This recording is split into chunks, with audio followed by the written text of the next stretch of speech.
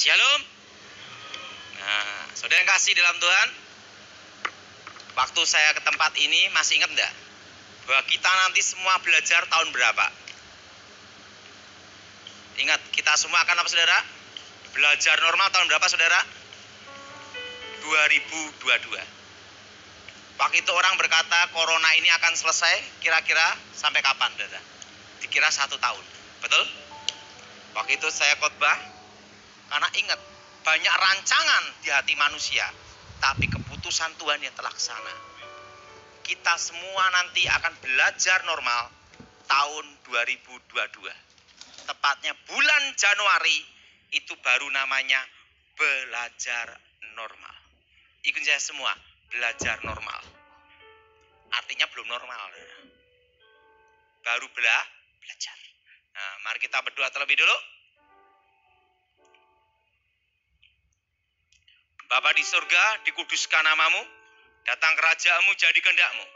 Berkati firman-mu, berkati kami semua. Kami percaya kuasa Yesus bekerja, lawat kami secara pribadi Tuhan. Dan nama Tuhan dimuliakan. Nyatakan kuasa kasih-mu, dan nama Yesus ditinggikan. Berkati firman-mu Tuhan, yang berkatakan amin. Saya minta bisa nyanyikan lagu saya yang dulu. Seperti kaki rusa. Nah, nih saya semprot-semprot semua, tenang aja.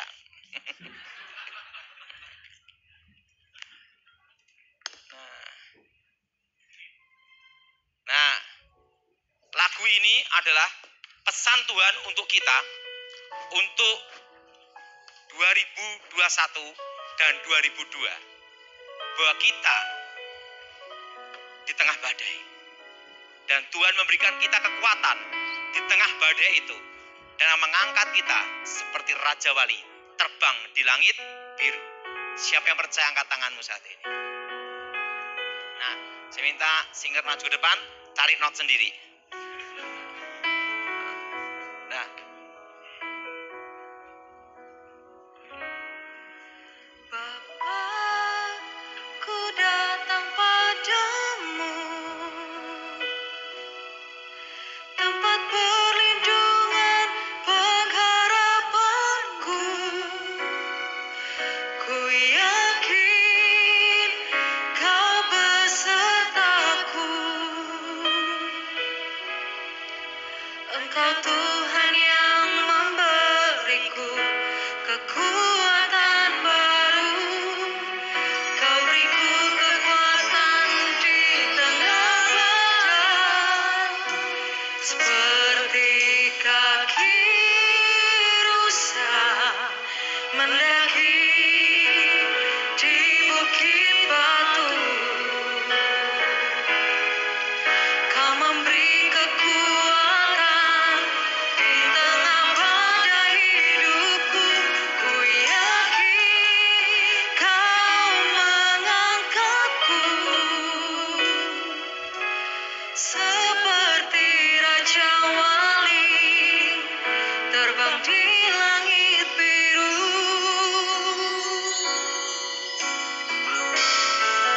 Bapa, ku datang padamu, tempat perlindungan pengharapanku. ku yakin kau Ku beserta. yakin kau besertaku. Engkau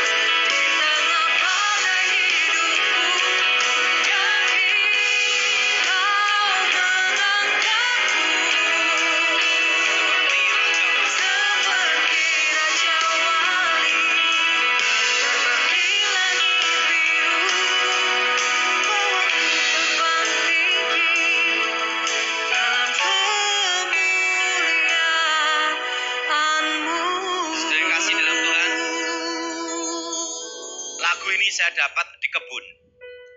Waktu di kebun, tiba-tiba ada satu nyanyian di telinga saya. Dan dari nyanyian seorang malaikat. Dan tiba-tiba saya masih ingat itu bahasa aslinya adalah bahasa Chinese dan bahasa Ibrani. Waktu itu saya minta supaya itu diberikan Tuhan ke saya terjemahannya. Dan Tuhan berikan terjemahannya lagunya ini. Dan Tuhan bicara pada saya bahwa lagu ini diberikan untuk umat Tuhan di Indonesia. Untuk tahun ini dan tahun depan. Bahwa kita semua akan diberi kekuatan di tengah badai. Karena saat ini kita semua menyongsong badai. Dan Tuhan berkata, dan Tuhan berfirman pada saya, aku memberi umatku kekuatan di Indonesia. Kekuatan seperti kaki rusa mendaki di bukit batu. Artinya kita semua akan melewatinya itu semua bersama Tuhan. Kita nyanyikan lagu ini sekali lagi. Kita angkat tangan kita. Bapa, ku datang padamu. Ku datang padamu, Tempat perlindungan, tempat perlindungan, pengharapanku. ku yakin Ku yakin Kau besertaku. Engkau Tuhan yang memberiku kekuatan baru. Kau beriku kekuatan di tengah badai. Seperti kaki rusa mendaki di bukit batu. Kau memberi kekuatan di tengah badai hidupku. ku yakin Kau mengangkatku seperti Raja Wali. seperti Raja Wali, terbang di langit biru. Seperti kaki rusa, Seperti kaki rusa mendaki di bukit batu. Kau memberi kekuatan di tengah badai hidupku. ku yakin Kau mengangkatku seperti Raja Wali, terbang di langit biru. Bawaku terbang tinggi dalam kemuliaan-Mu. Haleluya. Mari kita berdoa. Bapa di surga, dikuduskan namamu. Nyatakan kuasamu lawat kami semua. Berkati firman-Mu, berkati kami semua. Kami percaya Tuhan, Kau memberikan kami kekuatan di tengah badai. Dan kami melewati itu. Dan kami percaya dan kami yakin Kau mengangkat kami seperti Raja Wali, terbang di langit biru. Kau berikan kami kekuatan seperti kaki rusa. Yang percaya katakan amin. Silahkan duduk. Saudara, nanti jam berapa Pak? Jam 5 ya? Jam 5 kita nanti ada tanya jawab. Dan nanti saya akan bicara tentang untuk menyongsong pemulihan Indonesia. Apa saudara? Apa saudara? Untuk menyongsong pemulihan apa? Jadi Indonesia akan dipulihkan Tuhan. Setitik terang. Ingat saudara. Setitik apa saudara? Setitik terang akan datang 2023. Nah, pulihnya total kapan? Nah, itu adalah 2035. Berapa tahun saudara? Pulih Indonesia 2035. Dan setitik terang datang 2023. Nah, nanti saya akan beritahu pada saudara langkah-langkah apa yang harus saudara lakukan dan persiapkan untuk menyongsong setitik terang. Nah, mari kita buka Alkitab kita dalam kitab Bilangan pasal 22. Kita bilangan pasal 22. Hari ini kita bahas apakah orang Kristen bisa terkena santet. Mari kita buka Alkitab kita dalam kitab bilangan pasal 22 ayat kedua sampai dengan ke-8.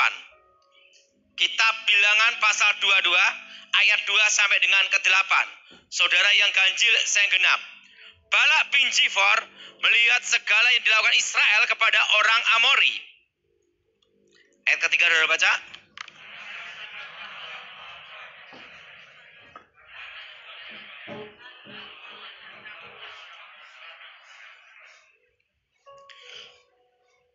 Lalu berkatalah orang Moab kepada para tua-tua Midian, tentu saja laskar besar itu akan membabat habis segala sesuatu yang di sekeliling kita, seperti lembu membabat habis tumbuh-tumbuhan hijau di padang. Adapun pada waktu itu, Balak bin Zifor menjadi raja Moab.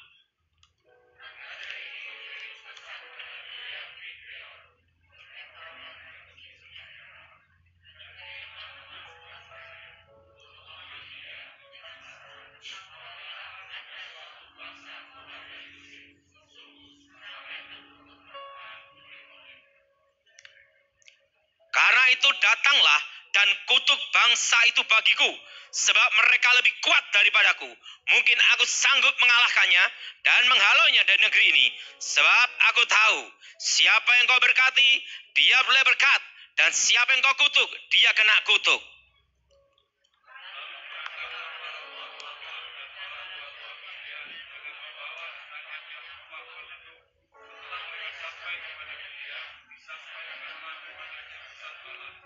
Lalu berkatalah Bileam kepada mereka, bermalamlah di sini pada malam ini, maka aku memberikan jawab kepadamu sesuai dengan apa yang difirmankan Tuhan kepadaku. Maka tinggallah pemuka-pemuka Moab itu kepada Bileam. Saudara, Balak bin Zifor adalah raja Moab. Dan apa yang terjadi? Dia pemimpin Moab. Waktu itu dia kebingungan dan ketakutan untuk menghadapi bangsa Israel. Nah, supaya bangsa Israel itu kena kutuk, maka Balak meminta bantuan seorang dukun. Dan waktu itu dukunnya yang terkenal adalah Bileam, nabi palsu. Siapa saudara? Bileam bin Beor. Dan dia terkenal sebagai seorang dukun yang punya kekuatan untuk menyumpahin orang, menyumpahin suatu bangsa, dan bisa terjadi. Saudara, apa yang terjadi? Saudara, Bileam itu punya keistimewaan, punya kekuatan di mulutnya. Artinya apa? Lidahnya ada kuasa. Ingat saudara, Alkitab berkata bahwa lidah kita ini adalah api. Api yang kecil bisa membakar hutan. Dan api yang kecil bisa meledakkan pom bensin. Maka di pom bensin tertulis dilarang merokok. Betul? Artinya apa? Bisa meledak, saudara. Nah, api itu ada kuasa. Nah, di mulut Bileam, mulutnya ada kuasa. Kalau dia nyumpahin orang, jadi. Perlu saudara tahu, untuk melepaskan bangsa Israel dari tanah Mesir, Tuhan cukup mengutus seorang nabi. Namanya siapa? Musa. Siapa saudara? Untuk melepaskan bangsa Israel dari tanah Mesir, Tuhan cukup mengutus seorang namanya Musa. Untuk menegur Raja Ahab, Raja Israel, Tuhan cukup mengutus seorang nabi yang namanya Elia. Tapi ingat, untuk menghadapi Bileam, Tuhan tidak mengutus nabi. Tapi Tuhan sendiri datang untuk berhadapan dengan Bileam, supaya kutuk itu diubah menjadi berkat. Artinya apa? Ada nilai tersendiri. Saudara, kalau seorang presiden datang ke rumah seseorang yang bukan temannya, bukan lawannya, dan bukan saudaranya, pasti orang tersebut punya keistimewaan. Betul? Punya kelebihan tersendiri. Saudara, kenapa Tuhan harus datang sendiri untuk berhadapan dengan Bileam? Karena ingat, kalau Bileam mengutuk Israel, maka Israel terkutuk. Nah, apa yang terjadi? Maka Tuhan berhadapan sendiri dengan Bileam untuk mengubah kutuk di mulut Bileam itu diubah menjadi berkat. Berapa kali mengutuk gagal, berapa kali merenung gagal atas Israel. Tapi ingat, Bileam tahu Israel ada perlindungan Tuhan. Israel ada pelindungan api Roh Kudus. Israel ada kekuatan Tuhan. Selama ada kekuatan Tuhan, mantra dan santet apapun tidak bisa kena terhadap Israel. Tapi Balak dan Bileam punya akal bagaimana supaya tembus. Ingat saudara. Bagaimana supaya apa saudara? Bagaimana bisa tertembus supaya Israel kena hukuman Tuhan. Apa yang terjadi? Balak membuat strategi, yaitu apa? Perempuan-perempuan Moab supaya berzinah dengan orang-orang Israel. Dan Israel terkena hukuman Tuhan. Saudara, kita orang Kristen yang hidup dalam Tuhan, itu ada perlindungan Tuhan. Ada apa saudara? Alkitab berkata, roh yang ada dalam diri kamu lebih besar melebihi roh yang ada di dalam dunia. Artinya ada kekuatan Tuhan, ada pelindungan Tuhan untuk melindungi kita. Tetapi ingat, bila benteng itu diambil, bila roh Tuhan undur, maka baru bisa tembus. Yang jadi pertanyaan, apakah orang Kristen bisa kena santet? Bisa. Kalau dia ada dosa yang mengikat. Ada celah dosa yang mengikat. Selama tidak ada dosa mengikat, perlindungan Tuhan tetap ada. Mantra santet apapun guna-guna tidak bisa. Tidak ada mantra yang mempan terhadap Yakub. Arti Yakub di sini adalah umat Elohim, umat perjanjian baru. Tetapi ingat, ada cara untuk supaya kena, yaitu dengan dosa perzinahan. Sekalipun pendeta sekelas apapun, sampai rambutnya botak, profesor karburator botak bocor, sejago-jagonya dia khotbah, bukan Pak Irman. Kalau dia berzina, ingat, itu yang bisa memutuskan urapan. Ingat saudara, dosa berzina itu dosa di dalam tubuh. Ada dosa di luar tubuh, ada dosa di dalam tubuh. Manusia adalah tubuh, jiwa, dan roh. Daya untuk berhubungan dengan Elohim, berhubungan dengan Tuhan, itu adalah roh dan roh. Allah itu roh, maka sembahlah Elohim dengan roh dan kebenaran. Amin. Nah, ada yang tanya sama saya, Pak Daud kok nyebut Allah tapi juga nyebut Elohim? Tak sebut semua supaya senang, supaya tidak ribut, betul? Betul? Saya itu kan pendamai. Jadi ada yang kritik, kenapa Pak Daud udah nyebut Elohim, nyebut Yahweh, sekarang nyebut Allah? Kenapa? Karena saya Pancasila. Semua sebut. Nah, saudara, ingat saudara, pertama adalah dosa mengikat, ada dosa perzinahan. Yang berhubungan dengan roh adalah roh. Yang komunikasi dengan Tuhan itu adalah roh. Roh dengan roh. Nah, maka Alkitab berkata, sembahlah roh, sembahlah Allah dalam roh dan kebenaran. Nah, kalau roh kita cemar, bagaimana bisa berhubungan dengan Tuhan?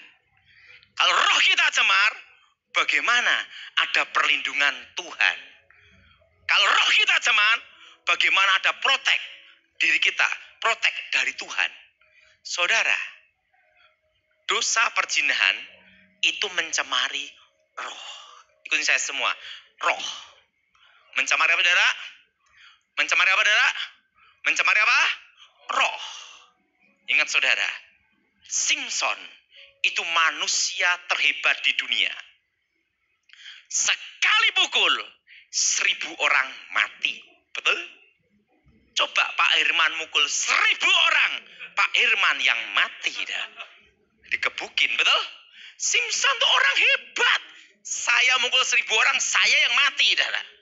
Simpson sekali pukul, jebret. 1000 orang mati. Tapi bangsa Filistin tahu bagaimana menaklukkan Simpson. Yaitu dengan apa? Dosa yang mengikat. Yaitu apa? Perzinahan dulu. Kirim Tante Delila, betul? Yang matanya gini-gini. Jatuh dia. Urapan diambil. Protek tidak ada. Kedua mata Simpson buta, betul? Betul? Kedua mata siapa? Buta. Waktu Simpson bertobat sungguh-sungguh, rambutnya tumbuh. Ini bicara tentang hubungan Allah dan manusia. Hubungan Elohim dengan manusia. Roh Tuhan kembali memprotek Simpson. Tapi ingat, saking menyesalnya, doanya pun salah. Dia berkata gini, Tuhan, cukup sekali ini saja Engkau memberi aku kekuatan untuk membalaskan kedua mataku. Coba kalau dia ngomong gini, Tuhan, kehendakmu yang jadi. Belum tentu dia mati hari itu. Betul? Betul? Makanya saudara kalau doa itu hati-hati. Harus lengkap. Ada satu kisah. Ada seorang ibu sakit komplikasi. Parkinson. Kedua, gejala ginjal. Ketiga, diabetes. Setelah diabetes, terusan liver. Terusan kolesterol, asam urat, macam-macam komplit, komplikasi. Dan kena corona. Umurnya sudah 60 lebih. Orang prediksi, ibu ini yang mati. Kan gitu, dah. Karena Parkinson, saraf, macam-macam, dah. Terusan paru-paru, gejala ginjal, macam-macam dah, komplit, dah. Prediksi mati. Waktu itu saya datang, kena corona lagi. Langsung saya datang, ya tak semprot-semprot gini, saudara. Oh, gini, semprot-semprot aja gitu. Apa yang terjadi? Itu kejadian berapa? 4 bulan yang lalu. Tuhan bicara. Apa yang kau minta? Aku jawab. Ibu ini ngomong gini. Tuhan, beri aku umur perpanjang. Supaya saya lihat cucu-cucu. Tuhan bicara. Baiklah. Masuk ruang isolasi. Ini ibu yang diprediksi mati, saudara. Kanan kirinya sebagian mati. Yang muda aja ada yang mati. Saudara. Nah, ibu ini sudah gini. Tuhan bicara. Aku jawab ya. Hidup. Waktu hidup. Sehat lagi. Tapi tetap Parkinson jalannya gini. Dia nyesel. Kenapa aku tidak minta sehat juga? Kalau hanya stroke ini lebih baik gue mati aja katanya. Ingat saudara. Kalau doa itu beri umur panjang dan sehat. Nah untuk apa umur panjang tapi stroke? Betul? Betul? Betul? Ya, yang pertama dosa mingkat. Dosa perzinahan. Orang sejago khotbah apapun, dia hidup dalam perzinahan, urapan diambil. Ingat itu. Jelas? Jelas? Perlindungan diambil, protek diambil, saudara. Makanya Bala dia punya ide bagaimana untuk supaya orang Israel kena hukuman Tuhan. Ingat, Simpson kurangnya apa dalam pelindungan Tuhan? Betul? Simpson kurang apa dalam proteknya Tuhan? Tapi orang Filistin itu strategi iblis. Gimana supaya Simpson putus dengan urapan, putus dengan Tuhan? Kirim perempuan. Dosa iseng itu paling bahaya. Orang kenapa bisa kena ilmu guna-guna ilmu pelet? Pertama itu iseng main perempuan dulu. baru mantra itu masuk.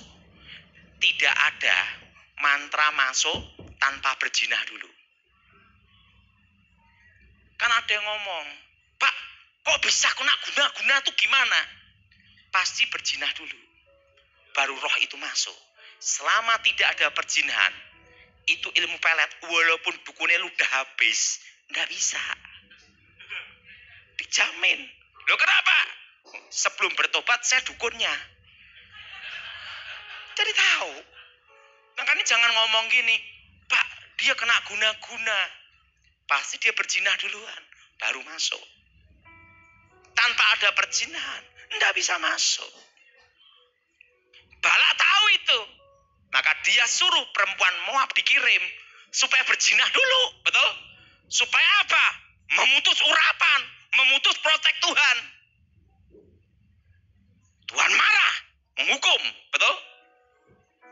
Langsung Musa sadar, kalau protek itu diambil, urapan itu diambil, kuasa Tuhan tidak melindungi Israel, bahaya. Makanya Musa bertobat, baru Tuhan memprotek kembali. Seperti Simpson, dia minta protek Tuhan kembali. Memang, ingat saudara, Raja Daud, waktu berzina, Tuhan pakai Nathan menegur. Dia berkata apa? Tuhan, jangan ambil rohmu yang di dalamku. Betul? Betul? Kenapa? Dia tahu dosa perzinahan bisa memutuskan urapan. Apa saudara? Makanya saudara, Pak, kok ada orang Kristen, dia aktif ke gereja, pelayanan, kok kena guna-guna? Pasti berzina duluan. Orang bisa kena guna-guna, harus ada jalan untuk masuk mantra itu bekerja. Nggak bisa tanpa berzina masuk, nggak bisa. Omong kosong, saudara. Nah, kenapa? Saya belajar itu. Makanya dosa iseng itu paling bahaya, betul. Iseng-iseng telepon, iseng ini. Makanya kalau orang konseling, lebih baik jangan lawan jenis. Repotnya habis konseling, konsleting, betul? Betul Pak Firman? Betul? Tidak ada orang kebal dosa, betul? Betul? Betul? Yang pertama ingat, apakah orang Kristen bisa kena? Bisa. Kalau ada dosa yang mengikat. Apa saudara? Ada dosa apa? Mengikat. Namanya apa? Nah, orang bisa kena guna-guna, pasti dimulai dari berzina dulu. Nggak bisa langsung kena, adalah. Nah, yang kedua, penyembahan berhala. Ini komplit, saudara. Kalau orang berzina, setelah itu penyembahan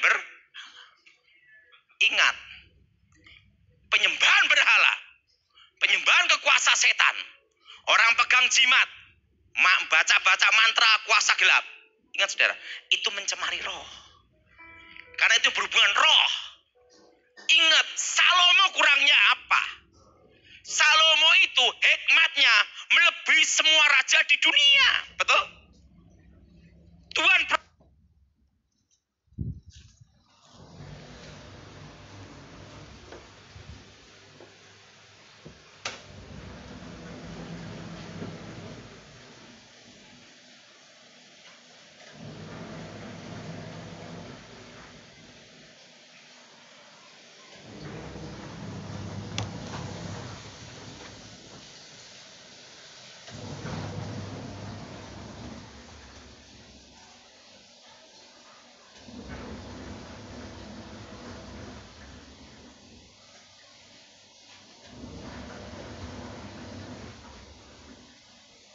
Tapi ingat, ada yang membengkokkan hati Salomo.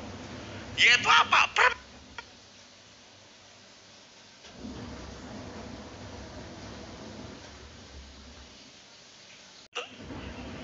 Betul? Perempuan-perempuan. Dan apa yang terjadi? Salomo kena penyembahan berhala. Dan akibat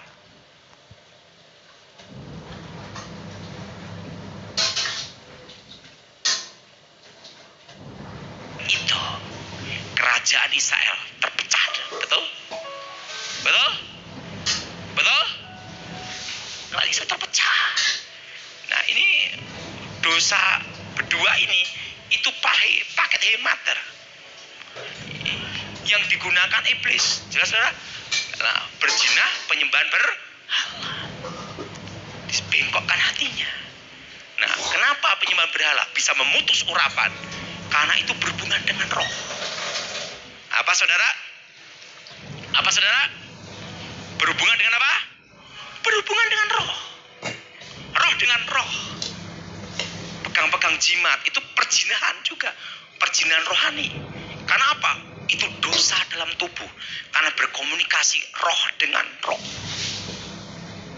Jelas? Jelas? Perhatikan, orang Israel yang sama perempuan Moab, mereka dibengkokkan hatinya untuk menyembah Baal, menyembah dewa-dewa. Jebakan si iblis. Simson jatuh dalam dosa perzinahan. Ingat saudara, Salomo sehebat dia jatuh juga. Ingat, coba pendeta sehebat apapun, haleluya, ambruk, jatuh. Begitu jatuh dalam perzinahan, selesai. Betul? Betul? Wah, kan banyak ya yang hebat-hebat. Kalau saya gini semua. Ambunnya abab lah. Gini. Tapi begitu dia jatuh dalam perzinahan, selesai. Doain orang lumpuh berjalan. Orang mati bangkit. Oke. Setan tahu. Kasih wewe gombel. Plak, jatuh. Urapan diambil. Makanya dosa perzinahan hubungannya dengan apa? Roh. Dosa penyembahan berhala itu juga roh. Itu yang bisa memutus urapan, yang bisa membuat protek itu diambil. Selama ada pelindungan Tuhan, selama ada protek Tuhan, itu tidak bisa. Maka setan gunakan cara apa? Ingat, tidak ada ilmu baru di setan. Tidak ada ide baru, setan itu tidak ada. Setan itu selalu lagu lama, kasetnya baru, atau CD baru. Tapi lagunya lama-lama. Dari awal, dari dosanya itu doang. Betul? Nah, ada kehebatan setan. Ada. Tidak pernah menyerah. Betul? Siapa tahu tidak kena. Siapa tahu ini. Nah, siapa tahunya ini yang hebat. Betul? Betul? Setan itu punya kehebatan. Tidak pernah menyerah.